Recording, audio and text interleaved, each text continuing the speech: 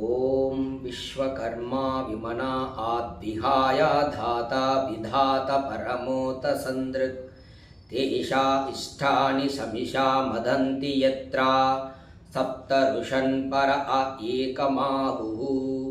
యజుర్వేదం 17వ అధ్యాయము 26వ మంత్రం. ఈ విశ్వమునంతయు సృష్టించి ధరించి పాలించి వినాశనమును అందించేటటువంటిది ఒక్కడే. ఆ అద్వితీయ అసహాయకుడగు ఆ పరమేశ్వరుడు. చూడండి, ఇక్కడ ఈ మంత్రం ద్వారా ఈ విశ్వం మొత్తమును అంతటినీ కూడా సృష్టించి దీన్ని ధరించి, సృష్టించిన తర్వాత దీని లోపల ధరించి ఉన్నాడు పరమాత్మ. సృష్టించి ఎక్కడో ఒక చోట కూర్చోలేదు. పరమాత్మ సర్వవ్యాపకుడు కాబట్టి ఈ సృష్టి అంతా కూడా ధరించి ఉన్నాడు. అలాగే దీన్ని పాలిస్తున్నాడు. సృష్టించడమే కాకుండా మనకు అన్నాది ఆహార పదార్థములను సర్వ ప్రాణులను కూడా పోషిస్తున్నాడు, ఇచ్చి పోషిస్తున్నాడు. అలాగే దీని వినాశనం కూడా ఆ భగవంతుడే చేస్తున్నాడు. అతను అద్వితీయుడు, అసహాయకుడు అని చెప్పేసి ఈ మంత్రం ద్వారా చెప్పబడుతూ ఉంది.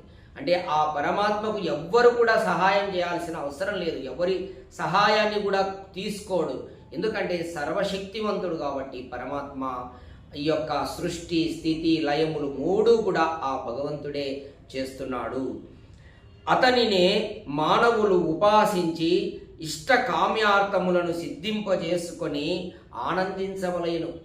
ఆ యొక్క సృష్టి స్థితి ప్రళయములు చేసేటటువంటి ఎవరి సహాయం లేకుండా చేసేటటువంటి సర్వశక్తివంతుడైనటువంటి ఈ సృష్టిలో అంతటా కూడా ధరించినటువంటి ఆ పరంపిత పరమాత్మనే మానవులు ఉపాసించి ఇష్ట కామ్యార్థములను అంటే తమ కోరికలను అలాగే ధనమును ఐశ్వర్యములను పొంది ఆనందించాలి అని చెప్పేసి పరమాత్మ యొక్క సందేశం. కాబట్టి మానవులు ఎవరి పడితే వాళ్ళను ఎట్లా పడితే అట్లా ఉపాసించకూడదు.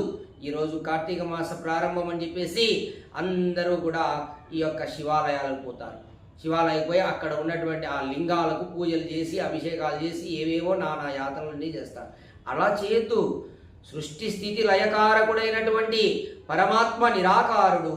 అతని నీ హృదయములో నువ్వు ఉపాసన చేసి ఆ భగవంతుని కోరికలను నువ్వు హృదయపూర్వకంగా లోపలే కోరుకొని నీ కోరికలను సిద్ధింపజేసుకోవాలి.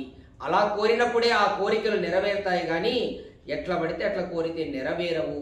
కాబట్టి ఆ సృష్టి స్థితి లయములు చేసేటటువంటి అసహాయకుడైనటువంటి